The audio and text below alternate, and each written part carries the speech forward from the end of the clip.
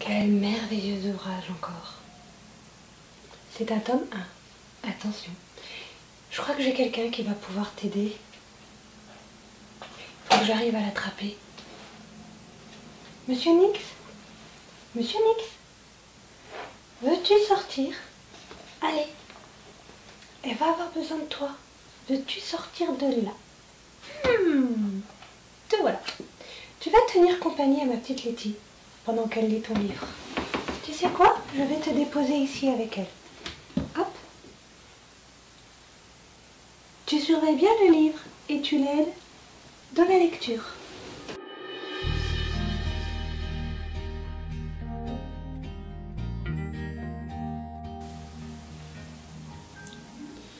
C'est en compagnie de Monsieur Nix que j'ai fait donc la découverte des Sœurs Carmine.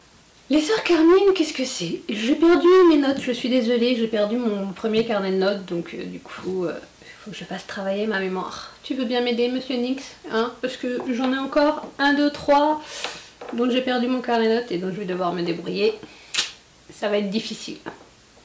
Beaucoup vous le diront, les Sœurs Carmine, Tim Burton, c'est un univers assez proche de ce que fait Tim Burton. C'est un univers un peu sombre, humoristique, lugubre, enfin un peu tout à la fois, un mélange vraiment passionnant.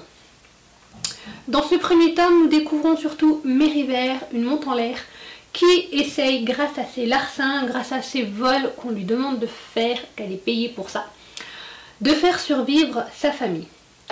Tristabelle, elle est née, Tristabelle essaye de jouer de ses charmes pour obtenir ce qu'elle désire.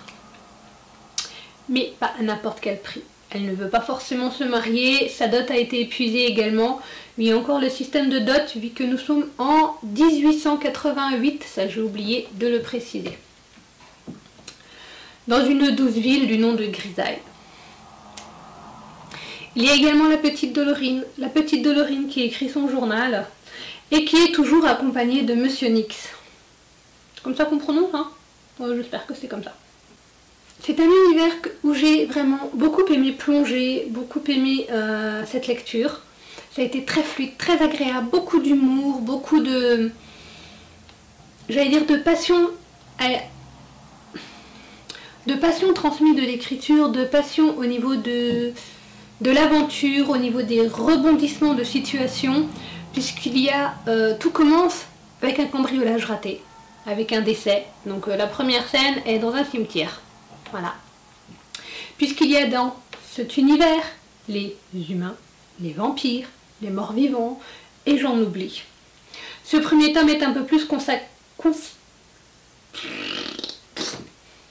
Ce premier tome est un peu plus tourné sur Mériver, sur ce personnage-là, sur sa façon de procéder, sa façon de créer ses larcins, sa façon d'essayer de se sortir des ennuis dans lesquels elle a l'habitude de mettre le nez dedans, les 2 pieds, et non pas un seul pied dans le plat. C'est vraiment un premier tome que j'ai beaucoup apprécié et j'ai hâte de me plonger dans les tomes suivants, surtout dans le 3e pour découvrir la petite Dolorine. Chacune de ces 3 sœurs a des particularités. J'ai hâte de connaître les autres particularités. La monte en l'air est assez extraordinaire au niveau voltige, au niveau... déplacement, vu que sa particularité est de se déplacer sur les toits, hein, pas uniquement de rater ses vols et de se mettre dans le pétrin et de s'en sortir de façon assez rocambolesque. Voilà. Du coup, je vais le dire encore une fois, ou pas, je sais pas dans quelle heure je vous mettrai les vidéos. Du coup, oui, le vote final va être très dur. Sur ce, je vous retrouve très bientôt pour une autre vidéo.